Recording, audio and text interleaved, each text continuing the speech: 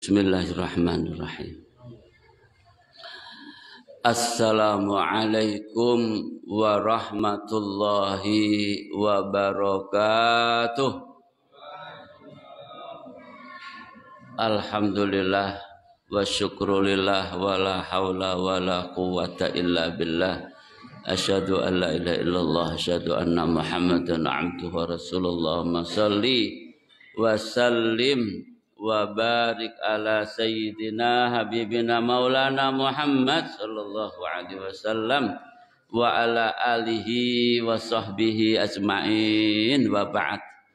Lihat wajah-wajah istiqomah ini, mudah-mudahan jenengan betul-betul mendapatkan Lailatul Qadar, amin. Rasanya malam ini rasanya ya. Gimana? Kerasa ora? Ya Allah ya Karim. Suasananya, karena ya dalam riwayat Abi Dawud, Abu Hurairah pernah bertanya pada Rasulullah Sallallahu Alaihi Wasallam. Ya klimaksnya Lailatul Qadar malam 27. Jadi kalau enggak Lailatul Qadarnya Muhammadiyah tadi malam, kan meleset-melesetnya. Lah Pak Edi kok guyu kenapa? Pak Sotik ikut malam ini atau ikut besok? Oh, semuanya ikut katanya. Bingung jadi. Semuanya ikut beliau, Masya Allah. Jadi jenengan setiap malam ganjil ini ya. Luar biasa. Makanya kelihatan semuanya pada kelihatan ganjilnya gitu. Alhamdulillah. Alhamdulillah jamaah yang dimuliakan oleh Allah, dalam hari-hari yang penuh kebahagiaan ini, memang justru di malam-malam atau di hari-hari terakhir ini betul-betul kita dapatkan kenikmatan ibadah. Saya itu ya betul-betul merasakannya di akhir-akhir Ramadan atau ketika umroh. Gitu. Kalau umroh itu ya nikmat. Kalau iso gak mulih gitu umroh itu. Karena memang fokus di sana bagaimana sholat jamaahnya. Kadang-kadang 2 jam sebelum sholat jamaah berangkat itu. Apalagi Jumatan jam 9 wis terlambat ya, angel mlebu. Jam 9 itu. Terlambat Pak, jam 9 itu terlambat. Jenengan jam 9 datang ke sini insyaallah masih pengap masih. Belum dibuka lagi. Sudah ada yang bersih-bersih mungkin. Jamaah yang dimuliakan oleh Allah, itu adalah kenikmatan-kenikmatan yang nantinya mudah-mudahan di akhirat itu juga kita mendapatkan kenikmatan seperti itu. Amin ya rabbal alamin. Maka mengingatkan kembali tentang bagaimana iktikaf itu menjadikan ajang agar kita lompatan ke depan itu semakin sering. Karena hidup kita ini tidak lama. Gitu Pak Sotik. Berapa lagi kan nggak tahu jenengan, tapi kan rasanya sudah deket banget ya. Ya Allah ya Karim. Lek Pak Fuad kelihatannya sik lah, Ustaz, sik durung sik golek sangu sik. Jamaah yang dimuliakan oleh Allah, setiap kita ini dikasih umur, kesempatan. Bahkan Rasulullah Shallallahu Alaihi Wasallam mengingatkan, kebanyakan orang itu dilalaikan oleh dua kenikmatan, gitu. Al-faragh was-sihah, kelonggaran waktu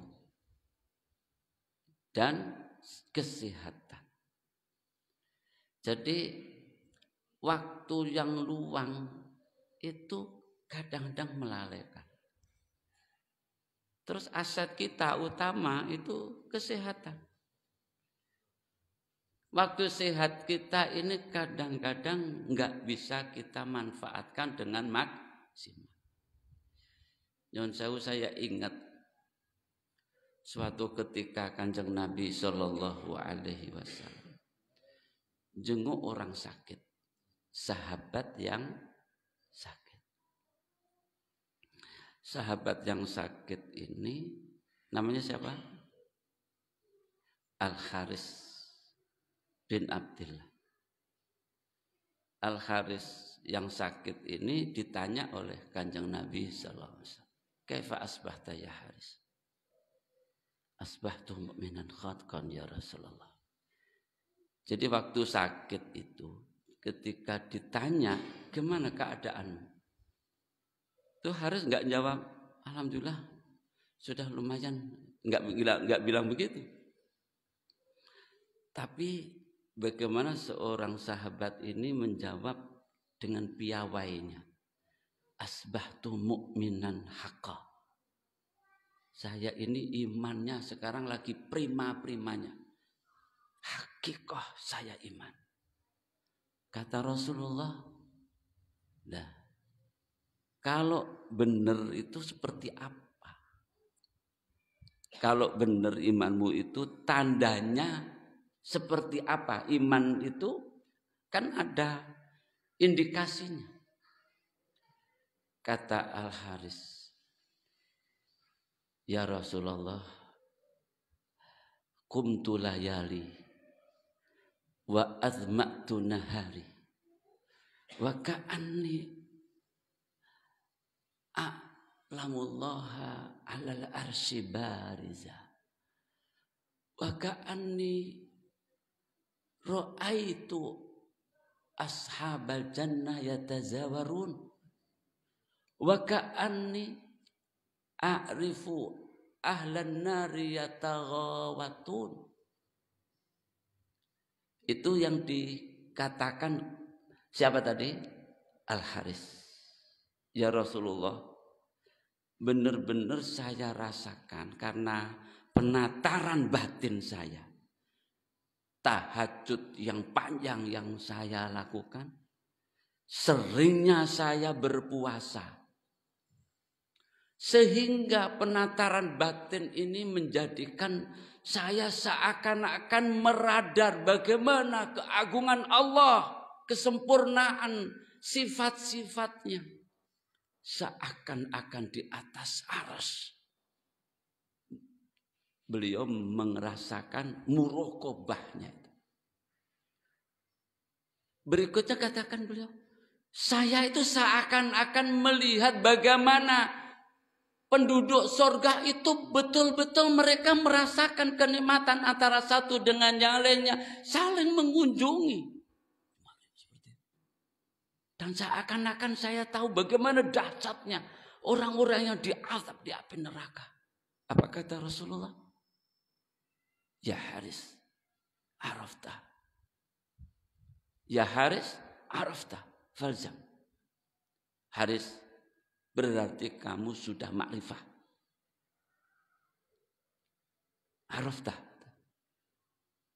Berarti Anda sudah makrifah. Falzam. Kalau gitu istiqomahlah. Saya itu masih sulit membayangkan begitu tingginya kondisi yang diceritakan seorang Haris bin Abdillah yang nggak begitu sangat terkenal di kalangan para sahabat. Kelasnya mungkin jauh dengan kelasnya Umar, Abu Bakar dan seterusnya. Tapi kondisi seorang Al-Haris ini menunjukkan dan menggambarkan begitu tingginya imannya seorang sahabat. Lalu kemudian saya bertanya, kok bisa sampai seperti itu? Saya membaca seperti apa keadaannya itu mestinya. Saya dapati wallahualam di surat Al-Hajj ayat 54. Al-Hajj surat ke-22 ayat 54. Allah berfirman, wal ya'lamal ladzina utul ilm annahul haq fayu'minu bihi fatukhbita lahu qulubuhum wa innallaha lahadil ladzina amanu ila siratim mustaqim. Shadaqallahul adzim. Mungkin Ustaz Fuad kalau ada kesalahan 54. Al-Hajj surat ke-22. Allah Subhanahu wa taala menjelaskan tentang bagaimana proses seseorang itu mencapai ilmu. Tentang proses mencari ilmu ini kan orang itu ilmu pengetahuan itu kan bisa didapat dengan membaca, bisa mendengar, bisa melihat. Nah, kadang-kadang kita ini apa yang kita dengar, apa yang kita lihat, apa yang kita simak, apa pengalaman-pengalaman hidup kita dari bacaan dan seterusnya, maka lahirlah lintasan-lintasan pikiran. Lintasan-lintasan pikiran itu jamaah yang dimuliakan oleh yang mempengaruhi keyakinan kita. Dari keyakinan kita inilah lalu kemudian mendorong kita untuk melakukan satu tekad. Maka dikatakan wal ya'lamal ladzina utul ilm dulu. Ilm baru kemudian fayu'minu bihi. Dari ilmu itulah maka kemudian lahirlah yakin. Yakin. Yakin inilah yang melahirkan tekad. Fatukhbita lahu qulubuhum, menjadi kemudian mendarah daging kepada dirinya, mendorong dia untuk melakukan sesuatu yang diinginkan. Maka jamaah yang dimuliakan oleh Allah, kenapa para sahabat itu bukan waktu Ramadan saja? Kita ini masih musiman. Ibadahnya masih banyak musiman. Nyun sewu, yang namanya tahajud itu. Ya rutinnya kalau Ramadan setiap malam. Habis Ramadan. Ya saya kan sudah diwisuda, alumni madrasah Ramadan. Belum sampai kemudian ini menjadi sebuah keistiqomahan. Sehingga yang digambarkan tadi seorang sahabat Nabi Shallallahu Alaihi Wasallam, penataran batinnya sampai kepada muraqabah. Jadi dari dua hal yang dijelaskan tadi, Allah berarti makrifah kepada Allah, yang kedua makrifah akhirah. Itu yang sangat berpengaruh sekali terhadap kekuatan iman kita. Semakin tinggi makrifah kita kepada Allah, mengenal banget sifat-sifat Allah. Jangan kalau baca Al-Quran menggambarkan tentang keagungan Allah, kehebatan Allah. Kita itu biasa baca ayat kursi. Padahal kita mungkin belum sampai mendalami kesempurnaan keagungan Allah Subhanahu wa taala dengan sifat-sifatnya yang disebutkan dalam ayat kursi. Yang Kanjeng Nabi Shallallahu Alaihi Wasallam menyatakan bahwa ayat yang paling agung di sisi Allah ayat kursi, karena menunjukkan akan sifat Allah. Bahkan Rasulullah menyebutkan bahwasanya surat Al-Ikhlas nilainya sama dengan sepertiga Al-Quran. Karena kita dikenalkan tauhidullah di surat Al-Ikhlas kulhu. Nah, artinya apa jamaah dimiliki oleh Allah? Bagaimana kita harusnya fokus kita untuk mengenal akidah, bil khusus akidah fillah, itu harus lebih kuat. Dan tentu kemudian dikuatkan dengan zikir-zikir kita. Mungkin banyak dari antara kita yang tahlilan, bertahlil, mengucapkan la ilaha illallah. Ada orang yang sukanya wiritan. Tapi suka wiritannya itu tidak dibarengi dengan ilmu tentang la ilaha illallah. Bagaimana la ilaha illallah itu pengaruhnya kepada para sahabat dalam sejarah itu sangat luar biasa. Karena merubah hidupnya total. Karena apa? Muatan daripada ilah, uluhiyah, ibadah kepada Allah subhanahu wa ta'ala. Maka ketika bertahlil itu sangat kuat sekali. Tidak ada yang ditakuti kecuali Allah. Tidak ada yang dicintai kecuali Allah. Itu ketika mengatakan la ilaha illallah. Tidak ada yang diharapkan kecuali harapannya kepada Allah. Tidak ada yang disungkani. Tidak ada keagungan, melebihi keagungan Allah. Tidak ada ketundukan kecuali kepada Allah. Ketika kita mengucapkan itu, diulang-ulang dalam hati kita. Kita akan terbebas dari ketergantungan kepada dunia. Masalahnya bagaimana tahlil ini mengakar ke dalam hati, pikiran kita. Yang kemudian membuahkan daripada hasil itu ma'rifatullah. Kedua, ma'rifatul akhirah. Kalau ma'rifatul akhirah itu kita itu baca tentang surga, nikmatnya surga. Karena itu belum tergambarkan benar, belum tergambarkan jelas banget tentang surga. Sehingga motivasi kita beramal itu belum sampai betul-betul tingkatan tinggi banget. Coba kalau umpamanya kita ini disuruh ngambil door prize. Tidak usah banyak-banyak. Door prize di Al-Ikhwan 100 juta. 100 juta saja. Kira-kira penuh nggak itu orang-orang? Coba bayangkan sholat subuh.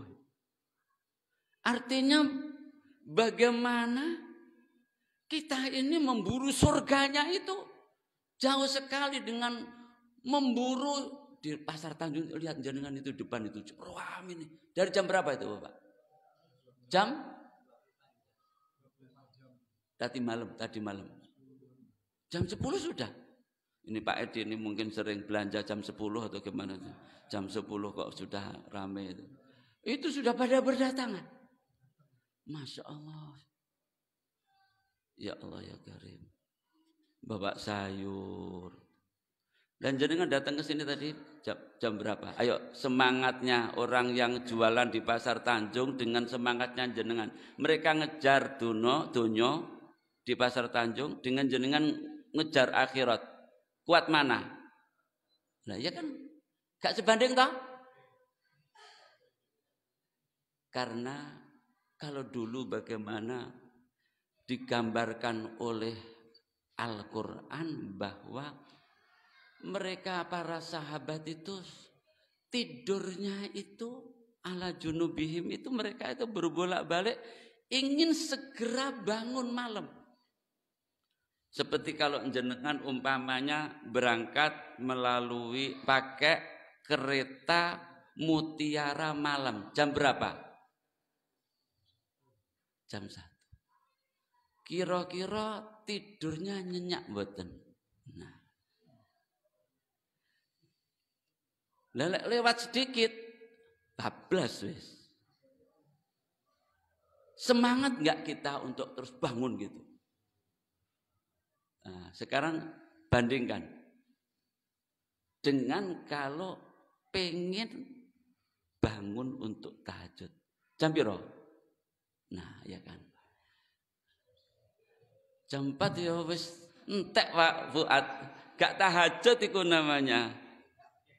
2 rakaat kulhu tok iku.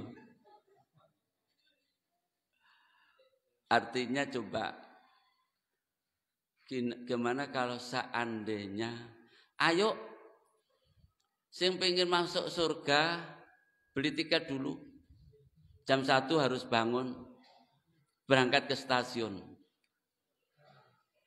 Seandainya seperti itu, kira-kira berapa yang jamaah yang dimuliakan oleh Allah, motivasi kita itu tidak seperti mereka yang tadi dikatakan oleh seorang yang namanya Haris tadi itu. Melihat seakan-akan dengan mata kepala. Ainul yakin.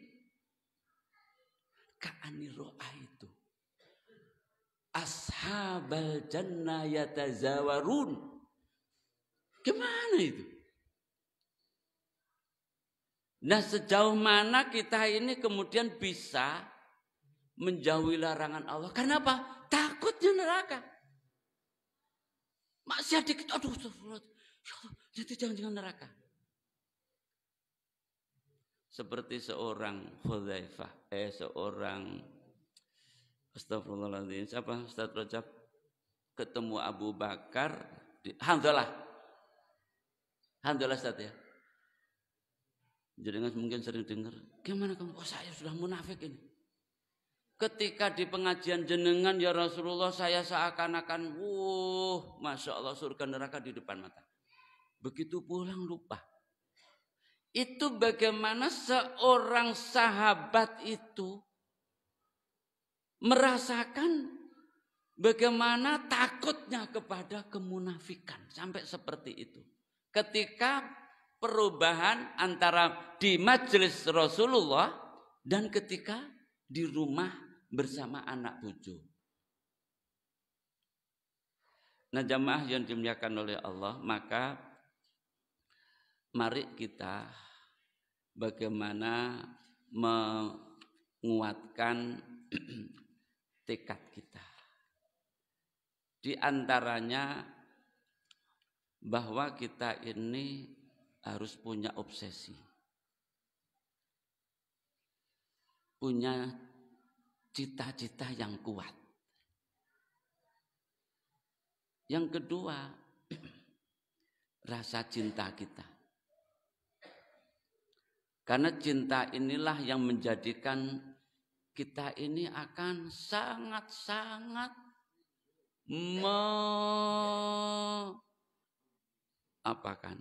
mengorbankan segala-galanya karena senangnya kita. Seperti Rasulullah SAW menggambarkan wa ju'ilatis sholatu qurrata aini. Ketika Rasulullah menangis semalaman sampai ditanya oleh Aisyah radhiyallahu anha, ya Rasulullah, semua dosa sudah diampuni jenengan, yang dulu, yang akan datang jenengan dijamin masuk surga, masih semalaman menangis dalam sholat. Kata Rasulullah sallallahu alaihi wasallam, afala akuna abdan syakura. Tingkatannya cintanya itu sampai pada rasa syukur. Jamaah yang dimuliakan oleh Allah, maka kita butuh bagaimana ada langkah-langkah konkret untuk menguatkan tekad. Hati-hati, jangan sering marah, jangan sering banyak bicara, jangan suka usil, jangan suka disanjung, jangan sampai tidak tahan dikritik. 5 menit lagi. Kemudian jamaah yang dimuliakan oleh Allah, ada beberapa hal yang harus kita perbaiki dalam hubungannya dengan tadi berkaitan dengan tekad yang kemudian kita mudah-mudahan dengan tekad yang kuat, kemauan yang kuat itu mendorong kepada produktivitas amal soleh kita. Karena sering sekali kita dilalaikan. Sudah merasakan, sudah beribadah, kita masih kurang produktif. Apalagi yang yang sudah pensiun. Nah, Pak Sotik, alhamdulillah. Pak Han, siapa lagi yang sudah pensiun? Pak Edi belum pensiun, Pak Edi? Sudah? Alhamdulillah. Pak Warsito suwi ku.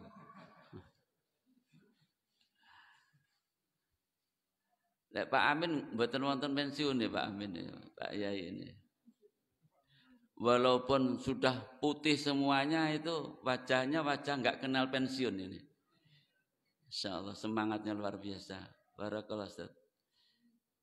Jadi teman-teman yang dimiliki oleh Allah harusnya kalau sudah banyak waktu longgar itu beda, zikirnya beda, tilawahnya beda dengan yang masih banyak tuntutan kerja. Kalau yang banyak tuntutan kerja sehari itu 1 juz, 2 juz wajar lah. Kalau sudah yang namanya pensiun kok 3 juz kurang itu ya apa? Tinggi apa ae waktune? Nyun sewu. Yang pensiun. Pengen sugih mana biasanya? Oh, pengen sugih mana? Coba kerja mana?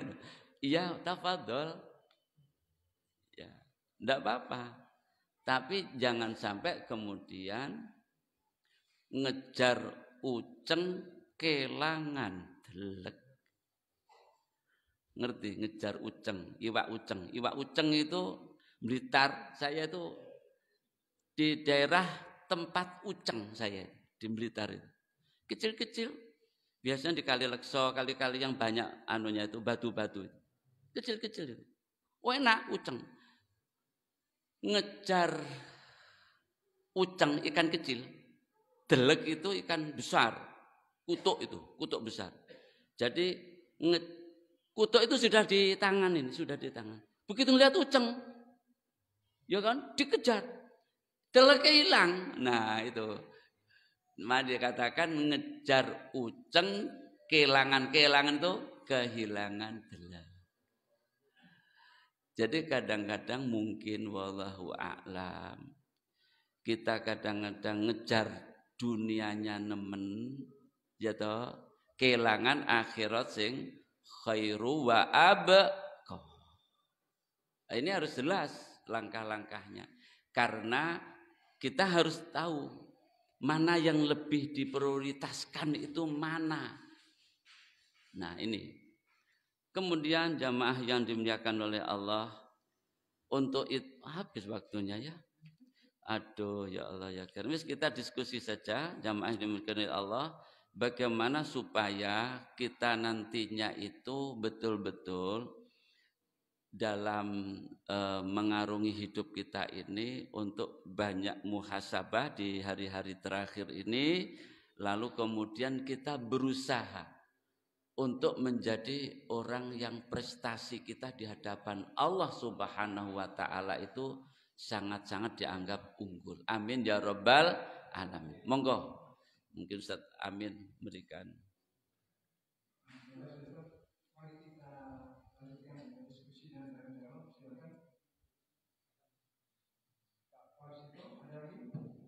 Ini belakang. Pak Gofar. Pak. Monggo Pak Gofar. Waalaikumsalam warahmatullahi wabarakatuh.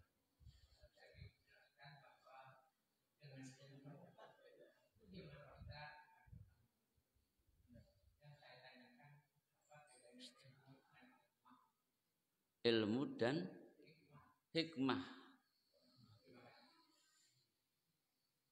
Terima kasih. Bismillahirrahmanirrahim. Kalau dilihat dari kosakata, al-hikmah itu adalah menempatkan sesuatu pada tempatnya, pada konteksnya. Kan hikmah itu secara bahasa artinya bijaksana secara umum. Maka kemudian para ulama menjelaskan bahwa hikmah itu menyatukan antara ilmu dan kekuatan hati. Ada orang yang ilmunya banyak mungkin, tapi belum tentu dia bijak. Artinya ilmu itu bagaimana bisa bermanfaat karena bisa menempatkan sesuatu itu secara proporsional. Nah, kalau di dalam ayat disebutkan di situ wa yu'allimuhumul kitaba wal hikmah. Kalau di dalam kitab dalam ayat itu yu'allimul kitab wal hikmah. Al hikmah di sini sunnah. Kitab Al-Qur'an dan al hikmah itu sunnah. Artinya Al-Qur'an itu implementasinya adalah sesuai dengan penjelasan Kanjeng Nabi Shallallahu Alaihi Wasallam dan contoh yang dicontohkan oleh Rasulullah Shallallahu Alaihi Wasallam. Jadi artinya sebetulnya ada titik kesamaan, tetapi bahwa al-hikmah itu lebih luas daripada ilmu. Wa may yu'tal hikmata faqad utiya khairan katsira wa may yadzakkaru illa ulul albab. Maka hikmah itu kalau orang itu mendapatkannya maka akan mendapatkan begitu banyak kebaikan-kebaikan. Itulah ilmu hikmah. Maka kalau orang itu biasa latihan untuk berpikir, ya ilmu itu kan membimbing orang itu akhirnya berpikir simultan, berpikir global, ya kan? Mikro dan makronya itu dia bisa menghubungkannya, bisa menganalisa dengan jitu. Kemudian berpikir strategis. Itu orang yang berpikirnya itu ke depan. Itulah salah satu di antaranya bentuk daripada hikmah. Jenengan lihat contohnya hikmahnya Rasulullah. Dalam perjanjian Hudaybiyah. Perjanjian Hudaybiyah. Itu secara kelihatannya pamannya Khalid, saya lupa namanya. Ketika Rasulullah SAW tanda tangan di situ itu banyak yang dalam tulisannya itu mengabaikan kerasulan Nabi Shallallahu Alaihi Wasallam. Terus kemudian tulisan Bismillahirrahmanirrahim saja tidak diterima, disuruh nulis Bismikallahumma. Terus kelihatan secara lahir itu timpang. Kalau orang dari Mekah ke Madinah harus dikembalikan. Kalau orang Madinah ke Mekah, ya kan, harus tetap di Mekah. Kalau kembali ke Mekah tidak boleh ke Madinah, timpang. Tetapi Rasulullah Shallallahu Alaihi Wasallam ini kalau ditanda, ini kan inti daripada perjanjian Hudaybiyah itu kan perdamaian. Beliau tahu kalau Quraisy datangi orang Islam minta damai, kalah. Secara strategis kalah. Tanda tangan aja udah apa-apa. Itu Umar bin Khattab, us kabeh wis. Ali saja suruh ngapus, enggak mau. Ini apa merugikan kita? Rasulullah melihat ke depan. Ini strategi. Dan Rasulullah ketika tanda tangan itu Maka kemudian tanda tangan itu Rasulullah sudah diberitahu. Inna fatahna laka fataham mubina liyaghfira lak. Allah membimbing Rasulullah. Dengan ditanda tangan itu masyarakat Arab berduyun-duyun masuk Islam. Sampai orang-orang Quraisy kaget. Sampai orang-orang Quraisy banyak yang masuk Islam, nggak bisa ke Madinah, mereka mengganggu orang-orang Quraisy yang keluar dari Mekah. Dahsyatnya Rasulullah melihat ke depan, itulah hikmah. Ada seorang yang waktu itu mengatakan kepada tokoh, gimana kalau orang liberal ini saya habisi saja, saya tulis yang mengantar itu, jangan. Kita doakan karena anak muda ini masih cari dalam pencarian. Jangan divonis dulu. Kalau kamu vonis dan kamu ini ulama Azhar, nantinya dia akan justru akan mempertahankan. Dan kita doakan. Betul, doakan akhirnya. Jelas, Sayyid Qutb akhirnya taubat. Melihat ke depan. Jadi yang dimiliki oleh Allah itulah hikmah.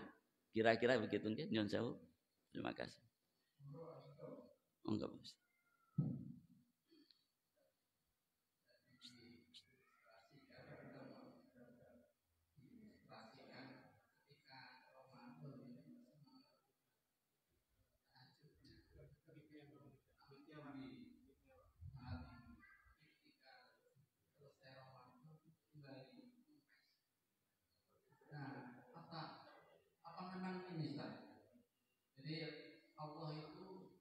Menjadikan Allah menjadikan di Ramadan ini setan dibelenggu, neraka ditutup, surga dibuka. Sehingga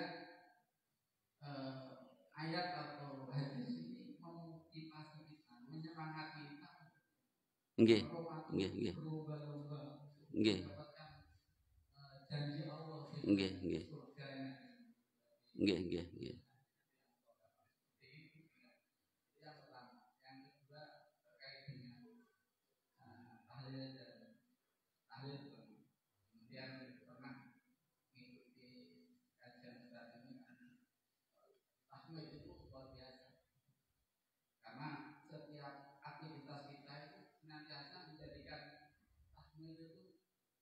Alhamdulillah.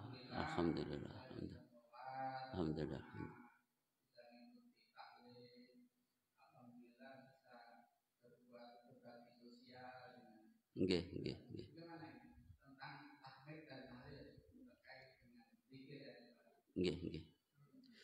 Terima kasih. Bismillahirrahmanirrahim. Memang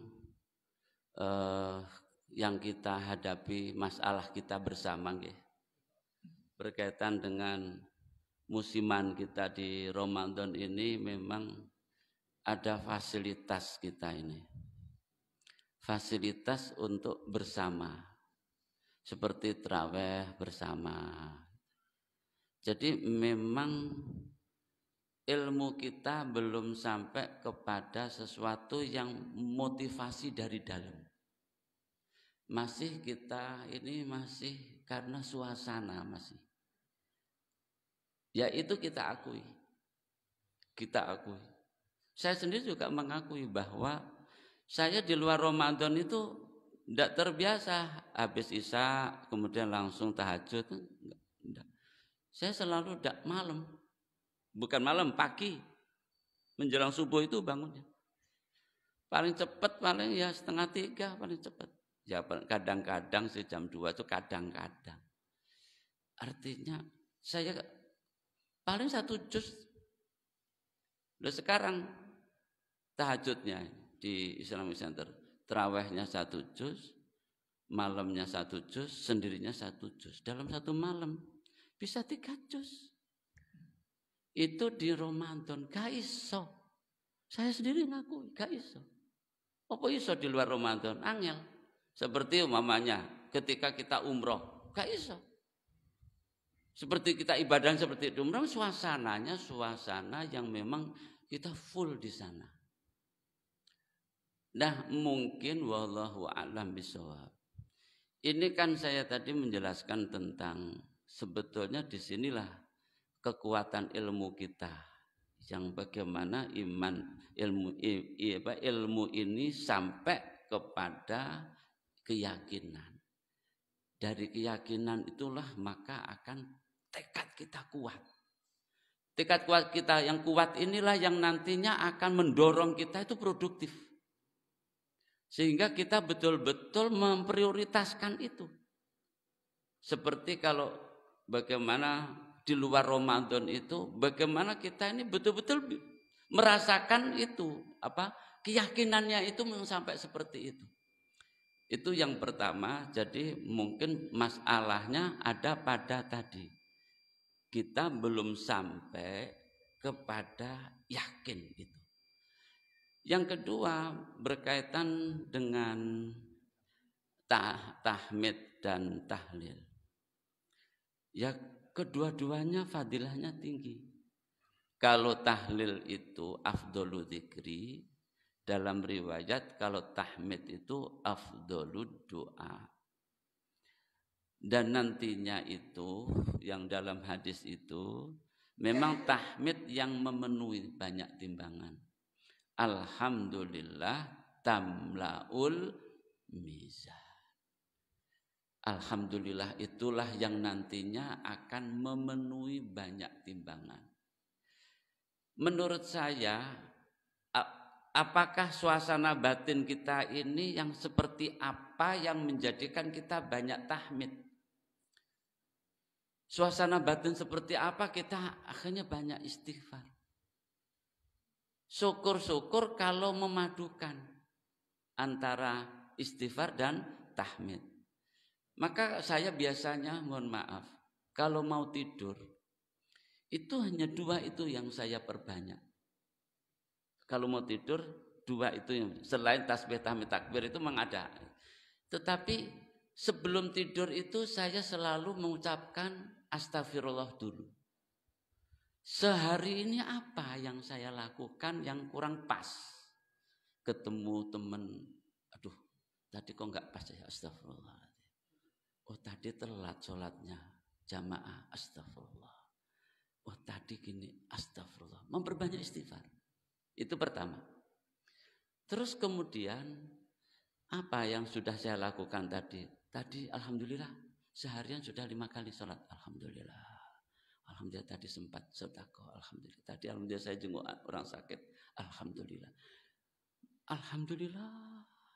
Alhamdulillah sehat hari ini. Alhamdulillah saya membahagiakan keluarga. Alhamdulillah saya itu progresnya itu kemudian disebutkan. Kalau zikir-zikir kita itu adalah sesuai dengan tuntutan hati, nikmat rasanya. Maka jenengan umpamanya, ya memang ada hal-hal yang memang harus, seperti kita kalau perjalanan kita naik banyak takbirnya. Ya kan, kalau turun tasbih kan begitu. Ada suasana begitu. Landai alhamdulillah. Belok-belok la haula wala quwata illa billah dan seterusnya. Kalau kita, ada yang memang suasana seperti itu. Tapi yang paling utama adalah ya mana yang lebih pas. Kadang-kadang orang memang lebih banyak karena mungkin harus banyak bersyukurnya. Ya banyak alhamdulillahnya. Alhamdulillah, alhamdulillah, alhamdulillah, alhamdulillah. Lebih optimis, alhamdulillah, alhamdulillah. Ketemu sama teman, alhamdulillah, alhamdulillah. Optimis, alhamdulillah, alhamdulillah, alhamdulillah. Begitu.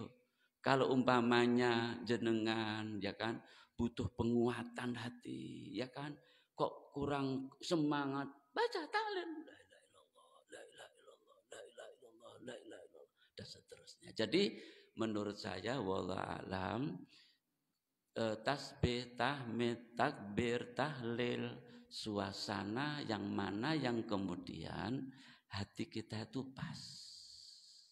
Memang kalau orang itu hanya mengandalkan rutinitas, nyun sewu, mengandalkan rutinitas, itu nantinya itu konsentrasinya itu kurang. Sementing aku istighfar 100 kali. Astagfirullahaladzim, astagfirullahaladzim, pikiran yang dindi. Gak efektif. Gak efektif. Efektifnya itu istighfar, eling dosa apa, astagfirullah.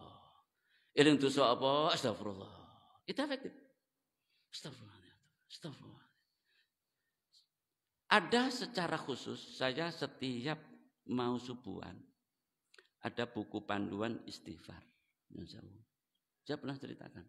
Panduan istighfar itu saya baca. Biasanya saya menangis di situ. Karena bentuk istighfarnya itu banyak sekali. Istighfar, mengistighfari terhadap hubungan dengan keluarga, mengistighfari hubungan dengan orang tua, mengistighfari ilmu yang enggak diamalkan, mengistighfar semua di situ disebutin. Jadi kadang-kadang memang perlu panduan. Doa itu juga butuh panduan, khusus doa. Di situ alhamdulillah juga ada panduannya. Di situ alhamdulillah dengan kesehatan, alhamdulillah dengan keimanan, alhamdulillah dengan ketaatan, alhamdulillah disebutkan. Alhamdulillah mata saya sehat, alhamdulillah dan seterusnya. Kalau kita mengingat, ya kan, nikmat Allah kita tahmidi, maka insya Allah jeleb ning ati. Maka akhirnya apa yang terjadi? Ala bidzikrillahi tatmainnul qulub. Mudah-mudahan sedikit pengalaman ini menjadikan kita semuanya, setiap orang punya pengalaman masing-masing. Nggih, pengalaman masing-masing monggo jenengan apa yang mungkin terbaik. Jadi suasana batin orang beda-beda. Suasana batin orang beda-beda. Jadi antum usahakan yang penting bagaimana hati jenengan itu bisa connect. Nyambung. Yang penting nyambung gitu. Ya sudah itu. Umpamanya sedih. Apa kalau sedih bacaannya? La ilaha illa anta subhanaka inni kuntu minadh dhalimin. La ilaha, jenengan nikmati, kata Rasulullah, hilang kesedihan. Pernah sedih enggak jenengan? Apa sing diwaca? Lah itu Ustadz, saya minta Ustadz Amin, monggo jenengan banyak pengalaman beliau, monggo kasih Ustadz Amin, ada beliau banyak pengalaman beliau, asam garamnya lebih banyak daripada saya beliau. Monggo Ustadz, beliau ini masya Allah, afan Ustadz, minta ilmunya Ustadz.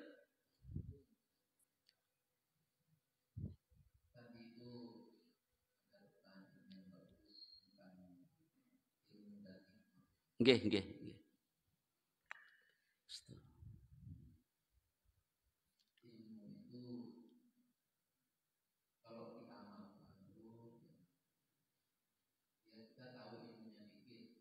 Nggih.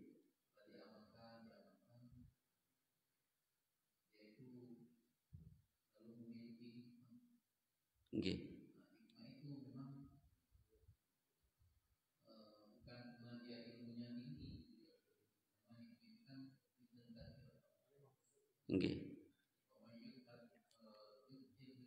Mayyasha wa mayyutal hikmah. Nggih.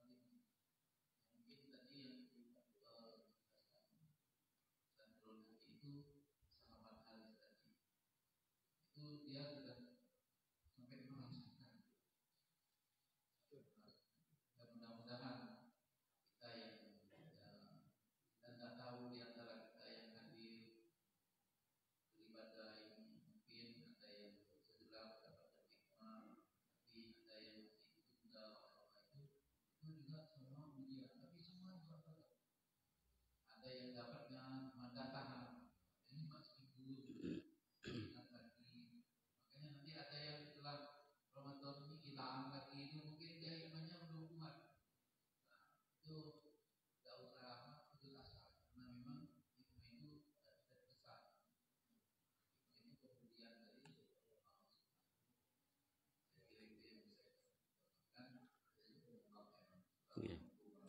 Waalaikumsalam warahmatullahi. Nggih, waktu sudah habis, hanya sedikit saya tadi melihat di ayatnya itu wallah alam, kalau dilihat dari ayat yu'til hikmata mayyasha wa may yu'til hikmata faqad utiya khairan katsira, itu Allah mengingatkan ini ayat-ayat di tengah tentang motivasi sedekah. Ayatnya ini berkaitan dengan sedekah. Setelah Allah mengingatkan tentang pentingnya sedekah dan sedekah yang dikeluarkan itu yang terbaik, terus kemudian hati-hati dengan setan yang sering sekali menggoda untuk jadi orang yang pelit, baru yu'til hikmata mayyasha. Maka mungkin wallahu alam bisawab, orang yang hikmah itu banyak sekali dipengaruhi karena rasa kasih sayang sesama nampaknya. Makanya di situ disebutkan tentang hikmah. Orang itu semakin cinta sesama, kasih kepada itu, semakin orang itu selalu kebijakan-kebijakannya itu selalu baik, selalu mencari keseimbangan, tidak gerusa-gerusu, tidak mudah menvonis itu. Kan sekarang ini zaman itu didik-didik vonis, didik-didik benci, didik-didik, aduh itu nyun sewu di medsos itu, masya Allah. Nah, orang yang hikmah itu menyaring dengan benar, ya, jangan mudah diadu domba, jangan mudah memvonis orang. Kadang-kadang, oh itu kelompok ini langsung vonis dan seterusnya. Orang yang hikmah adalah orang yang sudah dikaruniai kasih sayang yang sesama, bahkan bagaimana dia itu bisa memberi. Wallahu a'lam bishawab. Saya kembalikan kepada beliau. Terima kasih. Al-afu minkum. Saya mohon maaf lahir batin. Ini terakhir di bulan Ramadan dan mohon maaf mungkin ana paling sering tampil rodok bosen nggih, tapi ya mohon maaf ini karena beliau Ustadz nggak bisa, sehingga ana yang dimohon untuk ngisi. Wallahu amin shawab. Matur suwun Ustadz Amin Rajab, jazakallahu khairan. Semuanya juga jazakumullah khairan. Assalamualaikum warahmatullahi wabarakatuh.